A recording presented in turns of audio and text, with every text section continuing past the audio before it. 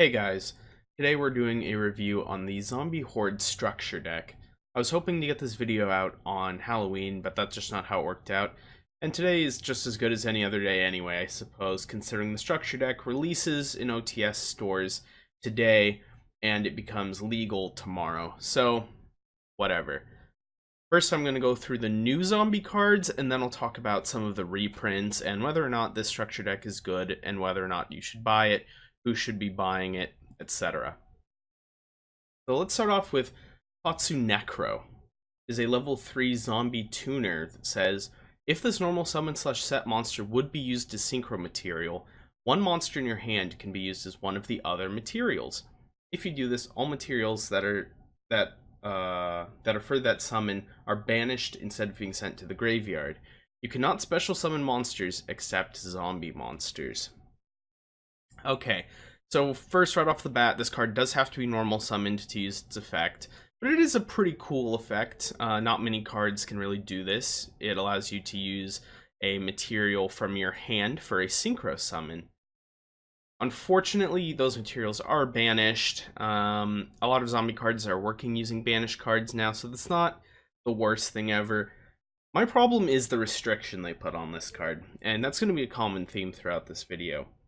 It says that you cannot special summon monsters except zombie monsters, which means you can only special summon, or synchro summon zombies with this card. So, aside from Lord Omega, nope. Anything that's not zombie, nah. And there's only a very limited number of zombie synchro monsters. Clearly, I think they want you to use this card with the synchro monster they put in the structure deck, which we'll talk about later. I just think that's unnecessarily restrictive, when instead you could have said that the material in the hand needed to be a zombie.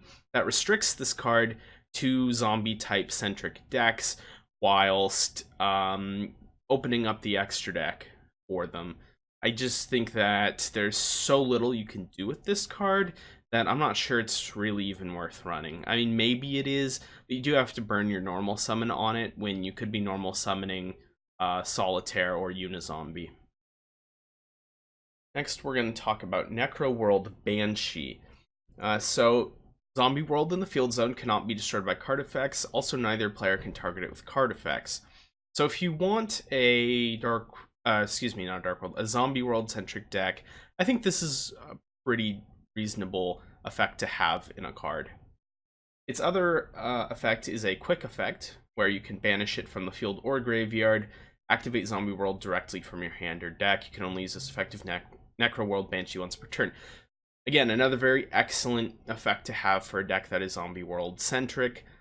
If you were going to run this kind of deck, a Zombie World deck, I think this would have to be a 2 or 3 of, simply because of what it does as far as maintaining your win condition, which is that card.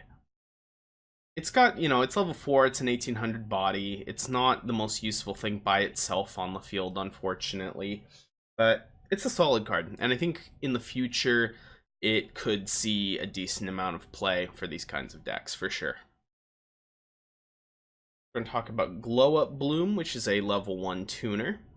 If this card is sent to the graveyard, you can banish this card from your graveyard, add 1 level 5 or higher zombie from your deck to your hand, or if Zombie World is in a field zone, you can special summon it from your deck instead.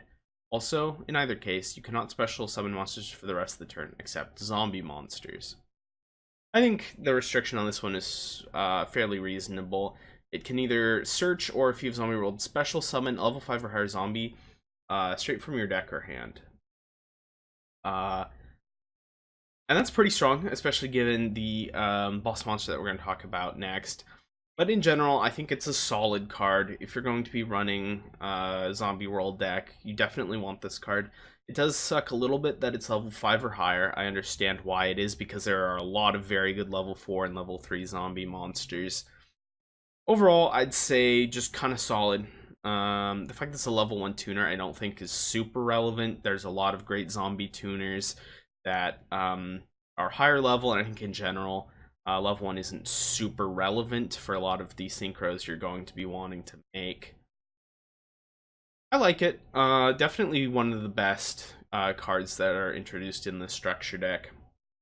probably I don't know if it's a 3 of, just because it's just kind of, I feel like it would be a little bricky to open multiple of them, but you know, it's all right. Definitely want to send it to the graveyard with your effects. Solid target for that. Next up, we have Doom King Ballad, which is sort of the one of the two boss monsters that are introduced in the structure deck, and I think is kind of what they had in mind for Glow Up Bloom to bring out, as it is a level 8 zombie. During the standby phase, if a face-up card is in a field zone and this card is in your graveyard, you can special summon this card in defense position. So, reading between the lines, if you have Zombie World activated on your field, you can special summon it during the standby phase if it's in your graveyard. So it does have its own recursion.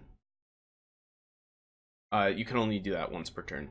Once per chain, when a zombie monster, except Doom King Ballad, activates its effect, except during the damage step. Quick effects, you can apply one of these effects, but you cannot apply that same effect of Doom King Ballad again this turn. You can negate the effect, banish one monster from the field or graveyard. So, basically, once per chain, and once per turn each, you can either negate the effect of a zombie-type monster, or when one is activated, you can just banish a monster from the field or graveyard. It's a bit of a wordy effect, but in a lot of ways, it's very similar to a Trigate Wizard for zombie-type monsters. The idea here being that Zombie World makes all the monsters on both the field and the graveyard, on both players' sides, zombie type. So any monster effect that your opponent activates on their field or in the graveyard can be negated by this card, or can trigger its effect to have one of their monsters banished. So that's pretty cool. I like it. I'm a little concerned about its reliance on Zombie World, and I think that's the biggest issue with all of this as a whole, is that it is dependent on Zombie World. And Zombie World is a requirement for your deck to not suck. It doesn't really do anything, if that makes sense. You're not searching off of it. You're not sending anything to the graveyard. It doesn't protect anything. It just makes everything zombies, which can be relevant sometimes, but it's not the best. And we'll talk later about what I think they should have done instead with Zombie World. But if we're assuming that we're making a Zombie World centric deck, this is a very solid boss monster that really rewards you for having it face up on your side of the field. For the monsters, finally, we have the Synchro RedEyes Zombie Necro Dragon. It requires 1 tuner and 1+ non-tuner monsters. It is level 7. It has a 2400 attack point body. It gains 100 attack and defense for each zombie monster on the field and in the graveyards, though, so I could easily see this being over 3k. When another zombie monster is destroyed by battle, you can special summon one zombie monster from either graveyard to your field, and only use this effect of RedEyes Zombie Necro Dragon once per turn. So once again, if you have Zombie World on the field, then you can actually summon all of your opponent's monsters to your side of the field, which is pretty cool. I feel like it's pretty underwhelming overall, though, especially as this is the only synchro that comes in the structure deck. It's on its own, it's not that terrible of a card. It just feels like when you already have such a limited pool of synchro monsters that are zombie type, this doesn't really make up for Tatsu Necro's restriction. And, you know, Glow Up Bloom does lock you into zombies for the rest of the turn. So if you haven't summoned all your non-zombie stuff, if you have any before you activate that card, then you can't do it afterwards. So I just, it's an okay card, is really what it is. And zombie monsters have to be destroyed by battle. Quite simply, your opponent could banish this card. It's not protected by anything, like Zombie World doesn't protect it. They just get rid of it, and it's just not a problem. So, okay, not amazing. Going into spells, we have Zombie Necronize. This is a card that is so close to being good, but is so garbage. If a level 5 or higher zombie monster is on the field, target one monster your opponent controls. Take control of it until the end phase. Okay, so in this sense, it's a bit like Mind Control, except it's a normal spell, and it requires level 5 or higher zombie monster on the field. Not a great start. During your main phase, if this card is in your graveyard, you can shuffle one of your banished zombie monsters into the deck, and if you do, set this card, but banish it when it leaves the field. Okay, so now it's starting to have some merit. You know, maybe you can activate it twice, get 2 uses out of it, as opposed to the 1 use with mind control. However, the last little bit here. You only use 1 zombie Necronize effect per turn, and only once that turn. This card is unbelievably garbage. Why did they have to make the restriction so harsh? So you get to activate it once. So it's already, the first activation, it's just a worse mind control because it requires level 5 or higher zombie monster on the field. It also can't be used defensively like mind control, which is a quick play spell, because Necronize is a normal spell, so you can't activate it on your opponent's turn. Then, on your next turn, you can shuffle back a banished zombie and reset it. And then once you wait another turn, you can use it again. In other words, basically, it's effect to be reset on your field. The second use is pretty much irrelevant. This card is objectively worse than Mind Control in just about every conceivable way, and I have no idea why you would play this card instead. Mind Control, you can play it offensively, defensively, you can activate it whenever. It doesn't require you to have a level 5 or higher zombie monster. Oftentimes your opponent will have monsters on their side of the field, but they could just all be link monsters, so no levels. This card's so close to being good, and then that last part completely kills it. Moving on to Zombie Power Struggle. This is a quick play spell. Target 1 zombie monster on the field until the end of this turn. It gains 1,000 attack or loses 1,000 attack. So the idea here is either you give one of your zombies 1,000 attack, or if you have Zombie World, you can make one of theirs lose 1,000 attack. During your main phase, if this card is in your graveyard, you can shuffle one of your banished zombie monsters into the deck, and if you do set this card, banishes it when it leaves the field. You can only use this effective Zombie Power Struggle once per turn. It's kind of okay. Like, you can have yours gain 1,000, and then during the main phase you can reset it, activate it, and then make theirs lose 1,000, or if yours gain 1,000 again, I guess. Like, you could put 2,000 attack on something. Like, just like attack gain cards in general are not very good. Maybe 2,000 is kind of worth running one of it, but then it's not searchable, I don't think. I don't really like this card and don't think it'll ever be ran, but it's not the absolute worst thing. The restriction is definitely not quite as bad.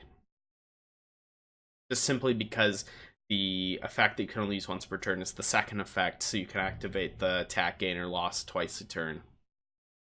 Whatever, I don't think it's that notable. Maybe someone will abuse it for some crazy OTK, who knows. Getting into the trap cards, we have Return of the Zombies. It's a normal trap card. You can banish 1 zombie monster on the field, then special summon 1 zombie monster from the graveyard of the player who controlled it to their field in defense position. This card is in your graveyard. You can shuffle one of your banished zombie monsters into the deck, and if you do, set this card, banish it when it leaves the field. You can only use each effective Return of the Zombies once per turn. So once again, the effect where it sets itself back is pretty much useless because you have to wait so long. As a card to use for yourself, this is so slow and so terrible. Banishing one of your own monsters on the field to special summon one from the graveyard in a trap card? No thanks. The one kind of thing it merits is using it against your opponent when you have Zombie World on the field. You can banish any of their monsters and then summon a crappier monster from their graveyard in its place. That's all this card is ever good for, really. It's okay. I don't know why you're using this, though, when you could just play Solemn Strike or any other trap card. I guess the idea is that it can set itself back. That's why you'd use it over any other card, but it's so slow. I guess it's a trap card, so it's not quite as bad because you can like set it on your turn and then use it again on your opponent's turn. Definitely not as bad as RedEyes by any stretch of the imagination. Just play a different trap card, honestly. Finally, Haunted Shrine. If you control no monsters, target one zombie monster in your graveyard, special summon it. If you control no monsters, you can banish this card from your graveyard and target one zombie monster in your graveyard, special summon it, but its effects are negated. You only use one Haunted Shrine effect per turn, and only once that turn. The restriction clause makes sense, whatever. I feel like there's almost too many restrictions on this. It's a normal trap card that brings things back from the graveyard for zombies, specifically. Is it really, like, so powerful that you have to have both of the effects only work if you control no monsters, and the second one negates their effects? I just don't, I don't understand why that's necessary, really. Definitely one of the better cards to be released, I think, simply just because it brings things back from the graveyard and can do that twice. The control no monsters thing just really kills it for me in a lot of ways, though. Like, why is that there? Like, maybe I could see like the second effect being if you control no monsters, but there are other cards you can play to bring back a monster if you control no monsters, as that are spells. Like, there's some other things you can do. If your opponent has monsters in their graveyards, you can Book of Life. There's Monster Reborn is legal. Soul Charge is still out one. You have other trap cards that can bring back a non-zombie. So if you're running like Cyframe Lord Omega, you could run things to bring that back. It's okay. I think if you were to run this deck, you'd play probably 2 or 3 just for recursion. Not super impressive to me, though. So I think would have made this deck significantly better, these new cards, this attempt at making Zombie World zombies good again, kind of this V2 take 2, is if they gave them a different field spell that had its name treated as Zombie World. And it can do anything, really. If it sent a zombie type monster from the deck to the graveyard when it was activated, that's all it needs, because then it actually does something when you activate it, and like Necro World Banshee actually becomes a pretty good card at that point, because even if you have that card on your field already, if you're in a pinch, you can just activate its quick effect in the graveyard and activate a new copy of it and send any zombie monster to your graveyard. That would also set up your Doom King Ballad. There's just so many, like, just that simple thing, just on activation, sending a zombie from deck to graveyard. That's not even that ridiculous compared to a lot of these field spells we have now. Something that simple would go a very, very long way. Now, let's talk about some of the reprints that are in the Zombie Horde structure deck. Of course, we have some of our newer zombie monsters, such as Unizombie, Chirinui Solitaire, and Gozuki. All fantastic cards that are in here. They also included a lot of classic zombie cards, such as Goblin Zombie, Pyramid Turtle, Zombie Master, Mezuki. Of course, Mezuki is still played today in modern zombie decks, but the other 3 cards newer players might be unfamiliar with or have forgotten. So I think it's cool that some of the slots in the structure deck were taken up by cards like that. We have a lot of good spell reprints. Foolish Burial, Monster Gate, Drag Down, Burial from a Different Dimension, Shared Ride. All of these cards are fine to reprint. Some of them, like Shared Ride, arguably really needed it.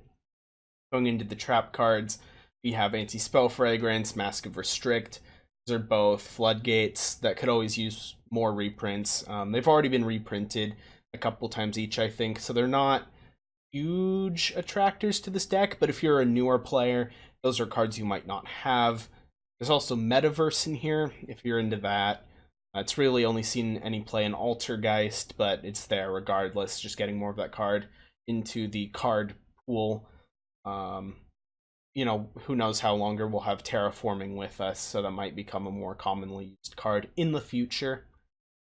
There's kind of the usual garbage cards in here that no one really uses. Good example being Endless Decay or Malevolent Mech Goku N. Sort of typical whatever cards. They're fine. They fit with the theme, but you would never really play them in a serious deck. And with that, that is my review of all the cards. Generally, overview, should you buy this structure deck? I will say this is not like some of the structure decks we've had in the past, such as Dino Smasher's Fury. We can buy 3 of them, put together all the good cards, and have a tournament-ready deck. This is absolutely not the case with this structure deck. At minimum, you're going to need more synchros for the extra deck. And quite frankly, I just don't think this deck has the means of getting enough cards into the graveyard on its own to really be usable. There are some cool reprints, like Shared Ride, like I said. Interesting new zombie cards. I think they're all pretty not so great, unfortunately. I do like zombies quite a bit, but none of these really do it for me. Maybe we'll see Doom King Ballad Rock in some sort of pure zombie deck in the future. Glow Up Bloom is a decent card that could see some play. Yeah, it's not the best structure deck. It's okay. I think if you're a competitive player and you want any of these cards, you're better off buying them in singles, maybe getting higher rarity versions. A lot of the cards in here are simply commons. If you're a casual player who just wants to try something different, maybe you can buy a few of these structure decks, but again, maybe just singles. If you're a brand new player who has no idea what they're doing, alright, I could see you buying 3 copies of this structure deck, you know, for $30, throwing it together, and having something to play around with your friends, or just learn the game at locals, whatever. So, I would maybe put it about at the same level as perhaps like the Lightsworn structure deck in the past. It's not the best on its own, but it is definitely, it introduces slash reprints some interesting cards, and you know, for new players, I think it's a good learning tool, really, is what it is. So, yeah, probably just buy the singles unless you're a brand new player. That's really the moral of the story here with this review. If you enjoyed the video, please leave a like and subscribe. I know this one ran pretty long, but I wanted to make sure I really gave each card the time it deserves. So, with that, I will see you guys in my next video.